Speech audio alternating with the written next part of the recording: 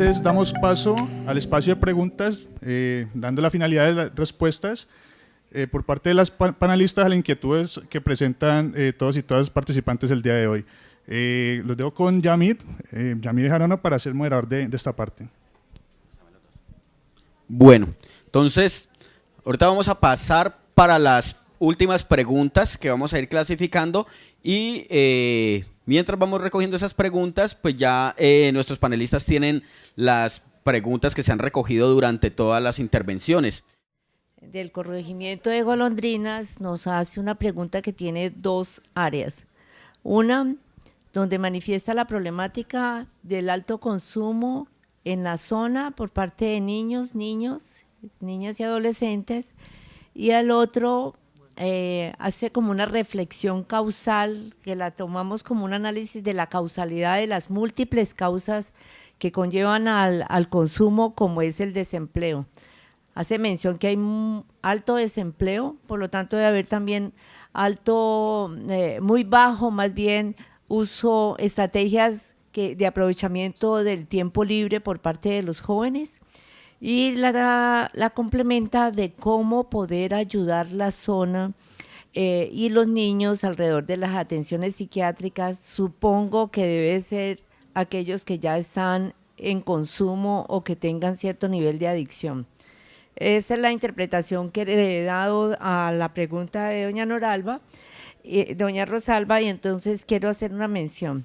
Ojo, voy a empezar por lo último, la atención. Se parte que el sistema de salud es un sistema basado en aseguramiento, lo que indica que toda la población de este país tiene que estar bajo un sistema de seguridad social y tiene que estar protegido por un beneficio que se lo da lo que antes le llamábamos las EPS y que hoy se denominan empresas administradoras de planes de beneficio. Toda la población debe de estar asegurada. Cuando estamos hablando de que está asegurada y pertenece a un ente de estos, una EAPB, o sea EPS, tiene un beneficio muy amplio alrededor de lo que es la atención en salud mental, atención en drogas y ciertas manifestaciones que conllevan la violencia, y el tema conjunto que no dejamos de encontrar, que es de las patologías más complejas, que cuando se asocia el consumo a una patología mental, que es la patología dual. Es de lo más complejo que tenemos para tratamiento. Generalmente eso no pasa en los jóvenes, pero lo encontramos, porque dentro del sistema de responsabilidad penal, dentro de los jóvenes que tenemos, en nuestros centros ya tenemos jóvenes que tienen una patología dual, o sea, se da en doble sentido. O son jóvenes que consumen y pueden desencadenar muy fácilmente patologías mentales, o lo contrario, ciertas patologías mentales predisponen y dan apertura a que el consumo sea de mayor adición. Por lo tanto, de cómo atender a los jóvenes, cómo ayudar a los jóvenes desde su salud mental y psiquiatría a acudir, hay una ruta muy básica y sencilla que es, ahora no es de fácil acceso y eso lo entendemos, es consulta médica general, y el médico general, esa es la puerta de entrada para la atención especializada en psiquiatría, quien debe de remitir a psiquiatría en caso de que el evento sea muy complejo, o se remite a psicología o a una visita domiciliaria o a un trabajo social, porque tenemos un abanico. Mire, esto que sea importante para que entendamos el gran beneficio y la necesidad de entender cuando estamos afiliados a una EPS de todos los derechos que tenemos. Existe un gran abanico para atender toda la patología mental y todo lo relacionado con el consumo de drogas. Desde la visita domiciliaria, de la revisión de pareja, de la intervención en familia, desde visita por consulta por la psicóloga, por enfermería, por médico general, por psiquiatra, trabajo interdisciplinario, trabajo grupal, psicoeducación y por supuesto un gran abanico de medicamentos. La salud mental desde salud pública, y estoy hablando también de drogas, es muy reciente dentro del sistema de salud. No llevamos 10 años trabajando en el sistema, reconociendo realmente es un problema de salud pública, ¿sí? Y que hagamos parte del plan de beneficio y por supuesto aquí tenemos una persona que fue la que puso a nivel del país y puso a conversar y un diálogo y concreción que fuera la doctora Fabiola Rey, que le debemos realmente el plan de beneficios de salud mental a ella, que fue las negociaciones que ella hizo en su momento con la comisión que decía que entraba y que no, fue ella. Ojalá el país no lo olvidemos, pero en la memoria del Valle siempre está presente doctora Fabiola. Entonces esta es como la respuesta como para que tengamos la claridad a todo lo que tenemos derecho, ese carnet y esa EPS que tanta dificultad tenemos para acceder a veces a los servicios, hay que demandar, hay que exigir, hay que acceder y saber por lo menos los pasos básicos para acceder a una atención especializada como la de psiquiatría y de salud mental. Hay una pregunta complejísima que nos dicen que qué está haciendo la Policía Nacional y CBF y todas las instituciones alrededor del estigma. La reorganización que está teniendo conceptual, metodológica y la apuesta que está haciendo Colombia precisamente para superar ese concepto de guerra contra las drogas, donde ya se ha evidenciado en todo el mundo que perdimos el año porque hemos tenido resultados de estudio donde hoy, más tardecito a las 2 de la tarde vamos a ver las cifras de cómo nos representamos nosotros del Valle dentro de ese gran abanico de consumo de drogas y lo único que realmente hemos disminuido en los estudios es el cigarrillo. Y empiezan a visualizarse otro tipo de sustancias mucho más complejas que en el estudio anterior nosotros no las hacíamos visibles. La heroína, ¿sí? Las drogas sintéticas. Todos los días nos aparecen una droga sintética distinta. Inclusive sustancias que tenemos en la casa de uso doméstico, de uso industrial y que hoy están siendo utilizadas como sustancias que producen adicciones. Entonces, el que el país hoy le esté apostando a la reforma como uno de los líderes a que la política mundial de drogas tenga esos dos enfoques que la doctora Fabiola nos decía, va a tener dos soportes grandes, una estructura que es basada en los derechos humanos y basada en la salud pública. Cuando nosotros hablamos de derechos humanos es precisamente quitar y romper el estigma con lo que ha pasado con el adicto, con las personas que consumen y que lo veíamos como aquellas personas de riesgo psicosocial o de riesgo social y siempre estábamos diciendo es que es un vicioso, no es. Hoy estamos reconociendo que es una persona que tiene un problema mental, al igual que tiene una patología, que está enfermo y que requiere de una protección, una asistencia sanitaria. Importante, primero, que todo niño, todo joven que esté desescolarizado en primaria entre y tenga derecho al ámbito escolar. Eso es un tema que, por supuesto, no conozco, pero creo que el sector de educación anda en esa pesquisa de que no podemos tener niños desescolarizados.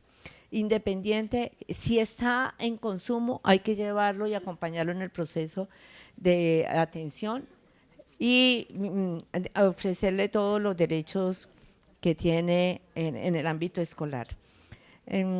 Nosotros tenemos y ahora vamos a tener, vamos a compartirle una experiencia de vida de algo que nos ha dado un camino de cómo llegar a una resocialización laboral y entender que eso es posible.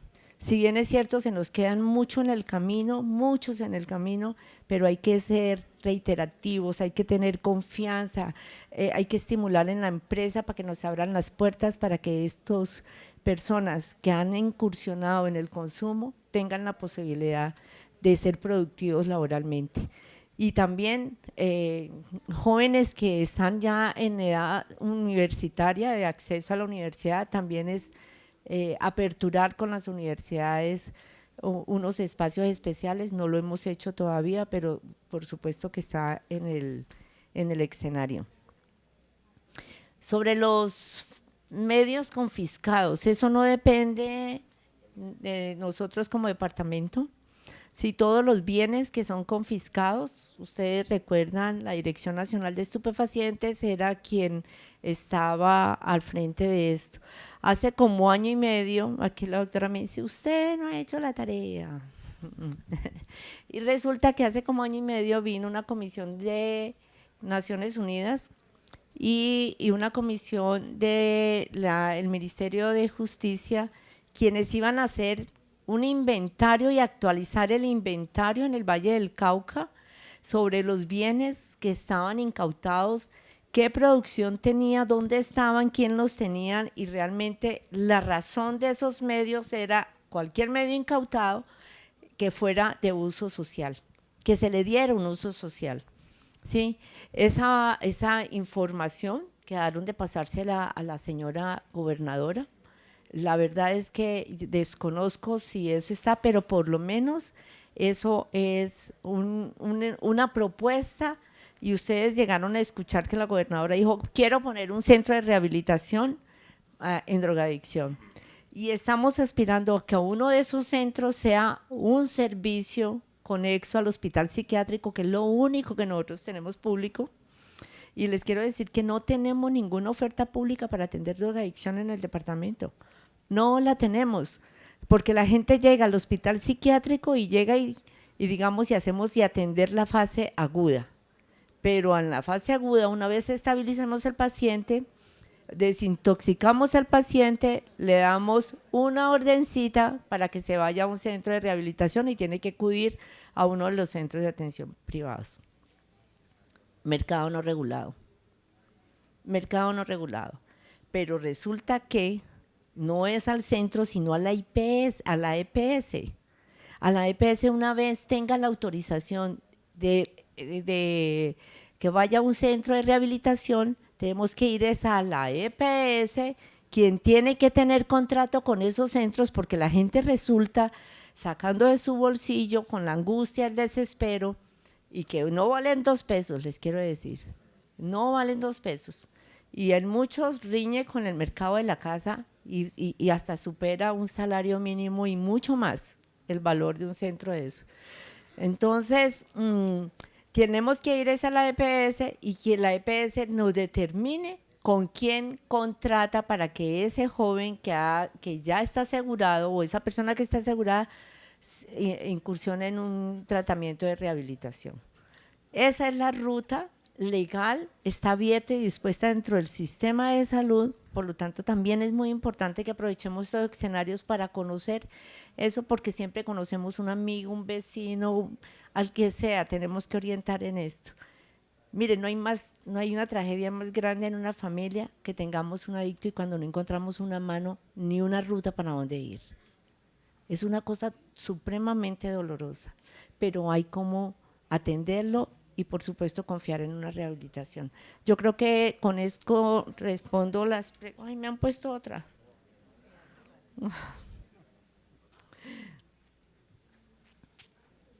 Es imposible contar con más centros de atención y convenios para ayudar a los jóvenes de la población, fundaciones o instituciones de rehabilitación. Todo ver que la población más vulnerable no cuenta con esos recursos. No tienen que pagar, no tienen que pagar. Hay unos copagos que dependen del nivel que tenga la población, pero no tienen que pagar, ¿sí? El plan de beneficios contempla el derecho a ser atendido, así como lo atienden con un problema cardíaco, con un problema, así tiene el mismo derecho para que lo atiendan en la persona que consume droga. ¿Sí? Y tenemos un abanico de más de 50 ofertas, digamos, o servicios para que la persona acceda a eso. Ojo, menores de edad, lo que menos queremos es que entren a una hospitalización y una residencia de estos. Precisamente minimizando ese asunto del estigma, es involucrando a la red de apoyo, fundamental el apoyo de la familia, porque es que creen, porque es que hay personas que se nos acercan y nos dicen, vea, quieren que lo hospitalicen de por vida. Y lo peor del cuento es que no solamente la familia, sino que hemos encontrado cartas firmadas por mucha gente, promovidas por sacerdotes, con órdenes judiciales donde el juez nos dice tienen que hospitalizarlo de por vida. Una cosa, Dios mío, sí, desterrar la gente. Cuando lo que menos estamos queriendo ahora con el boom de los derechos humanos es precisamente reivindicar y que sean capaces de estar en los mismos escenarios donde nosotros estamos. Porque usted puede haber entrado a una sala de cuidado intensivo habiendo tenido un infarto y cuando sale y le da medio rabia dicen, ay, cuidado que de pronto se vuelve a infartar. Pero si alguien ha entrado a una sala, a un centro de atención psiquiátrica, a usted le da medio rabia y dice algo, no le paren bolas que ese es un loco. ¿Cierto? Ese es el estigma y el principal estigma lo tenemos también en los servicios de salud. Tenemos muchos miedos con este tipo de pacientes. ¿Sí? Lo que le llega a uno en urgencia son 2 pacientes críticos, el neonato descompensado y un paciente psiquiátrico de consumo descompensado. Esos son los 2 para llamar al vigilante o al que sea más fuerte del hospital para que nos lo inmovilicen, lo sedamos, lo remitimos y ni siquiera lo sabemos sedar, o no llega profundizado o se nos despierta en la mitad de la ruta y ponen líos a la gente que está acompañando. Entonces, desde eso tenemos que trabajar y socialmente tenemos que acunar, tenemos que proteger, son gente vulnerable y que si vieran cómo responden, son una maravilla de hombres. Ahora que oigan a Carlos, seguro que vamos a entender que solo con involucrar a una persona en la vida social y laboral, eso es un ángel para la vida. Bueno, yo creo que con esto acabo.